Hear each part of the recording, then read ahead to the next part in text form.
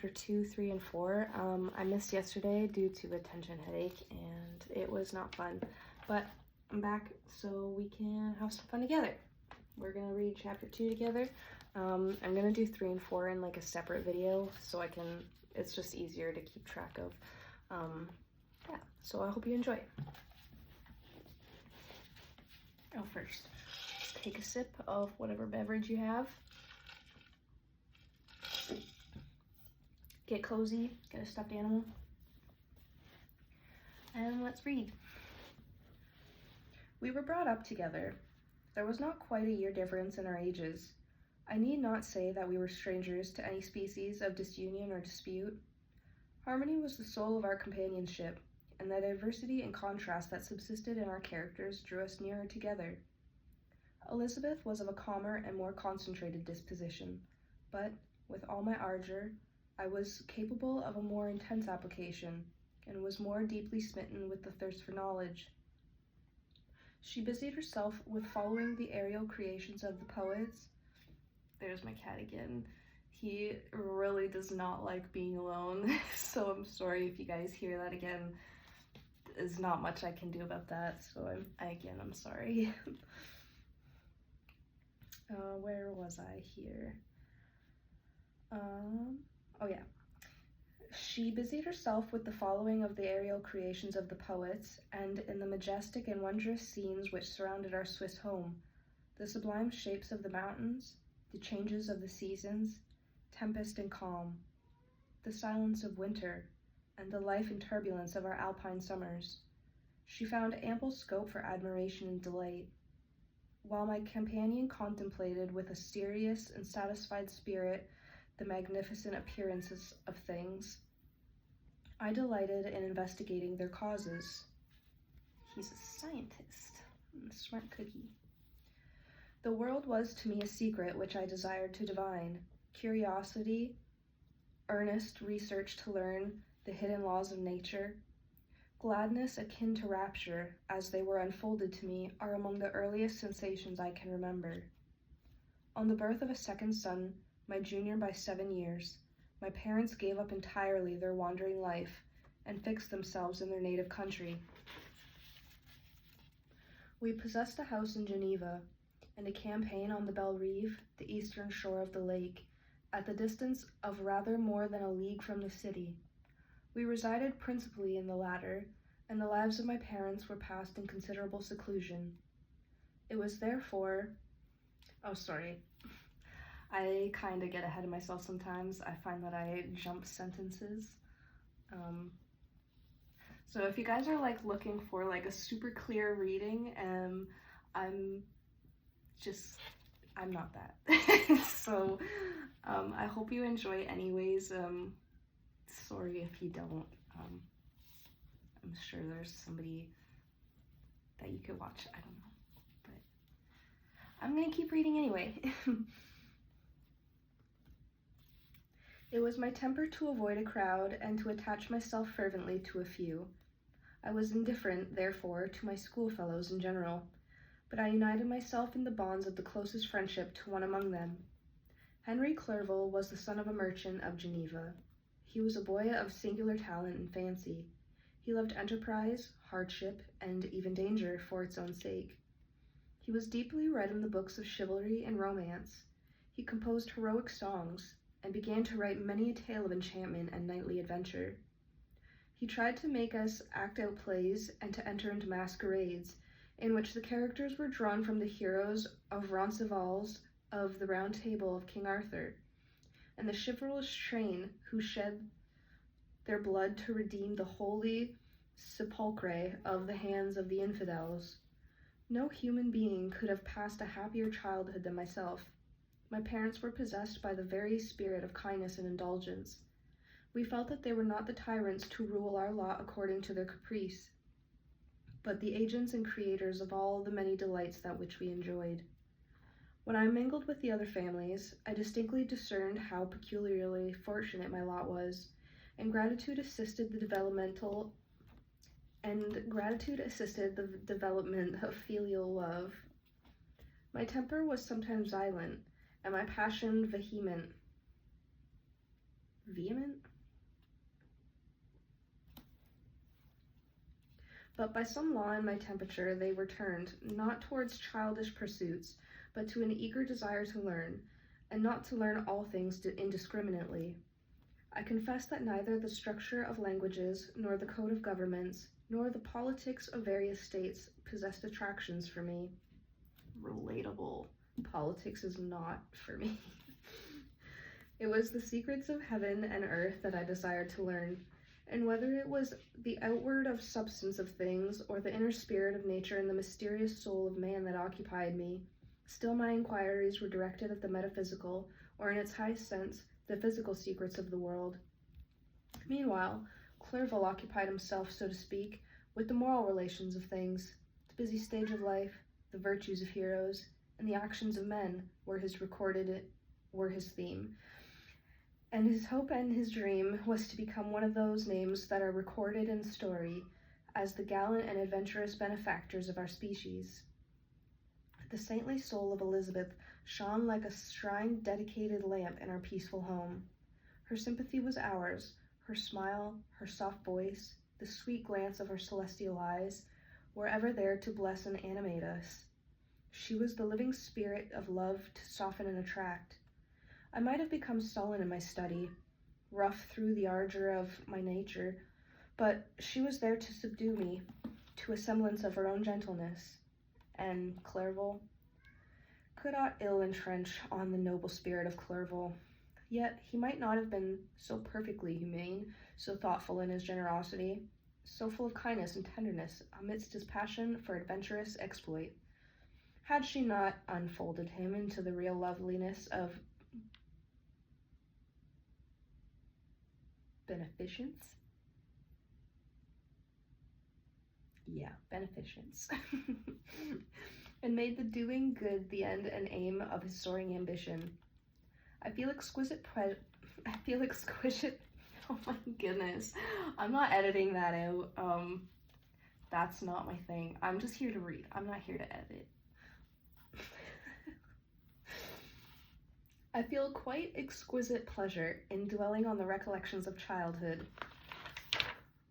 Before misfortune had tainted my mind and changed its bright visions of extensive usefulness into gloomy and narrow reflections upon self.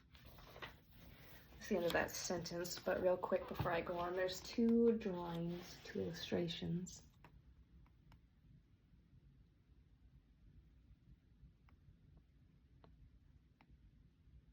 And this one says, "Before I come on board your vessel," said he, "will you have the kindness to inform me whither you are bound?" And then the second one says, "I beheld the wretch, the miserable monster whom I had created." And it says chapter 5, so this is Frankenstein.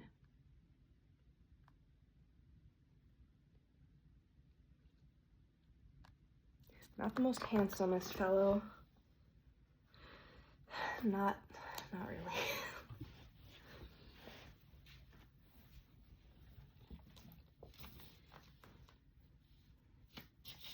Besides, in drawing the picture of my early days, I also record those events which led by insensible steps to my after-tale of misery, for when I would account myself for the birth of that passion, which afterwards ruled my destiny, I find it arise like a mountain river from ignoble and almost forgotten sources, but swelling as it proceeded, it became the torrent which, in its course, has swept away all of my hopes and joys. Natural philosophy is the genius that has regulated my fate. I desire, therefore, in this narration, to state those facts which led to my predilection for that science. When I was 13 years of age, we all went on to a party of pleasure to the baths near Thonon. The inclemency of weather obliged us to remain a day confined to the inn. In this house I chanced to find a volume of the works of Cornelius Agrippa. I opened it with apathy. The theory which he attempts to demonstrate and the wonderful facts which he relates soon changed this feeling into enthusiasm. A new light seemed to dawn upon my mind, and, bounding with joy, I communicated my discovery to my father. My father looked carelessly at the title of my book and said, "Ah, Cornelius Agrippa, my dear Victor, do not waste your time upon this. It is sad trash. How rude. Can you imagine going to your parents? Well, I mean, I'm sure some people can, and I'm sorry if you are dealing with that. But going to your parents and just like talking about like a cool book that you found, and then they tell you that it's sad trash. It'd be so hard not to call them sad trash. Leave my book alone.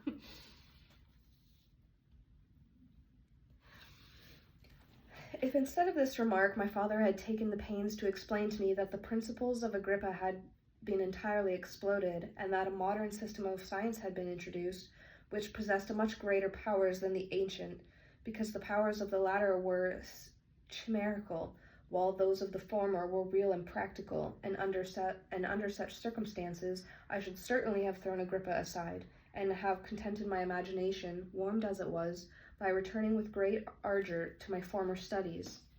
See, even he said it, like, if his dad didn't have to be so rude. I don't know what it is with parents and just, like, not supporting, like, what your kids want to do. It's really not that hard to just, you know, just support your kids, damn it. Like, it's not that hard.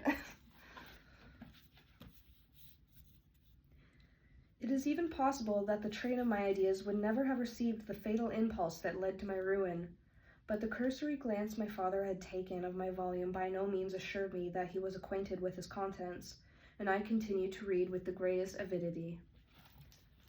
His dad is responsible for a Frankenstein, by the sounds of it. Support your kids' dreams before they go and make a Frankenstein, okay? Just support their dreams. Don't let this happen.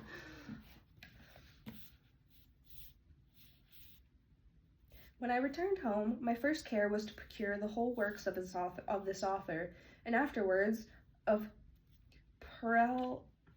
Paracelsus and Albertus Magnus. I read and studied the wild fancies of these writers with delight. They appeared to me treasures known to few beside myself. I have described myself as always having been imbued with a fervent longing to penetrate the secrets of nature. In spite of the intense labor and wonderful discoveries of modern philosophers, I always come from my studies discontented and unsatisfied. Sir Isaac Newton is said to have avowed that he felt like a child picking up shells beside the great and unexplored ocean of truth. Those of his successors in each branch of natural philosophy with whom I was acquainted appeared, even to my boy's apprehensions, as tyros engaged in the same pursuit. The untaught peasant beheld the elements around him, and was acquainted with their practical uses. The most learned philosopher knew little more. He had partially unveiled the face of nature, but her immortal lineaments were still a wonder and a mystery. He might dissect, anatomize, and give names, but not to speak of a final cause. Causes in their secondary and tertiary grades were utterly unknown to him. I had gazed upon the fortifications and impediments that seemed to keep human beings from entering the citadel of nature, and rashly and ignorantly I had repined. But here were books, and here were men who had penetrated deeper and knew more. I took their word for all that they averred, and I became their disciple. It may appear strange that such should arise in the 18th century, but while I followed the routine of education in the schools of Geneva, I was, to a great degree, self-taught with regard to my favorite studies. My father was not scientific, and I was left to struggle with a child's blindness, added to a student's thirst for knowledge. Under the guidance of my new preceptors, I entered with the greatest diligence into the search of the philosopher's stone and the elixir of life. But the latter soon obtained my undivided attention. Wealth was an inferior object, but what glory would attend the discovery if I could banish disease from the human frame, and render man invulnerable to any but a violent death? Nor were these my only visions. The raising of ghosts or devils was a promise liberally recorded by my favorite authors, the fulfillment of which I most eagerly sought. And if my incantations were always unsuccessful, I attributed the failure rather to my own inexperience and mistake than to want of a skill or fidelity in my instructors. And thus, for a time, I was occupied by exploded systems, mingling like the unadept, 1,000 contradictory theories, and floundering desperately in a very slough of multifarious knowledge, guided by an ardent imagination and childish reasoning, till an accident again changed the current of my ideas. When I was about 15 years old, we had retired to our house near Bellerive, and we witnessed a most violent and terrible thunderstorm. It advanced from behind the mountains of Jura, and the thunder burst at once with frightful loudness from various quarters of the heavens. I remained, while the storm lasted, watching its progress with curiosity and delight. As I stood at the door, on a sudden I beheld a stream of fire issue from an old and beautiful oak which stood about 20 yards from our house. And so soon the dazzling light that vanished with the oak had disappeared, and nothing remained but a blasted stump. When we visited it the next morning, we found the tree shattered in a singular manner. It was not splintered by the shock, but entirely reduced to thin ribbons of wood. I never beheld anything so utterly destroyed.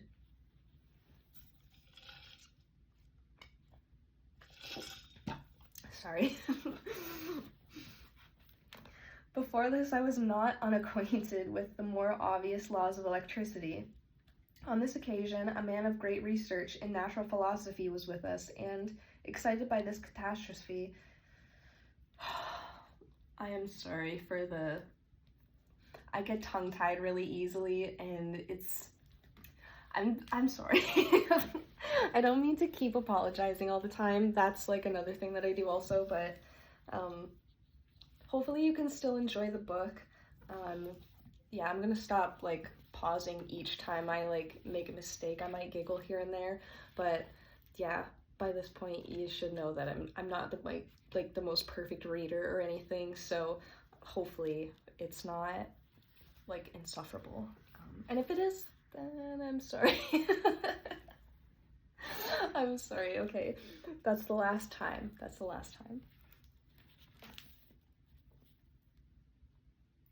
Before this, I was not unacquainted with the more obvious. We read that already. That's why you gotta pay attention. Stop pausing. Oh. On this occasion,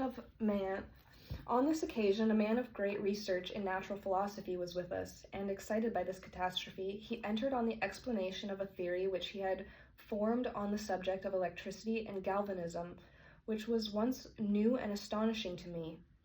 All that he said threw greatly into the shade Cornelius Agrippa, Albertus Magnus, and Paracelsus, the lords of my imagination. But by some fatality, the overthrow of these men disinclined me to pursue my accustomed studies. It seemed to me as if nothing would or could ever be known. All that had so long engaged my attention suddenly grew despicable. By one of those caprices of the mind which we are perhaps most subject to in early youth, I at once gave up my former occupations, set down natural history and all its progeny as a deformed and abortive creation, and entertained the greatest disdain for a would-be science, which could never even step up within the threshold of real knowledge. In this mood of mind, I betook myself to the mathematics, and the branches of study appertaining to that science, as being built upon secure foundations, and so worthy of my consideration. Thus strangely are our souls constructed, and by such slight ligaments are we bound to the prosperity or ruin. When I look back, it seems to me as if this almost miraculous change of inclination and will was the immediate suggestion of the guardian angel of my life, the last effort made by the spirit of preservation to avert the storm that was even then hanging in the stars and ready to envelop me. Her victory was announced by an unusual tranquility and gladness of soul, which followed by the relinquishing of my ancient and latterly tormenting studies. It was thus that I was taught to associate evil with their prosecution, happiness and their disregard. It was a strong effort of the spirit of good, but it was ineffectual. Destiny was too potent, and her immutable laws had decreed my utter and terrible destruction. It's going off to destruct. kidding. I don't know if that's what he's going to do, but that's the end of chapter 2. So I will see you in the next video for chapter 3. Bye!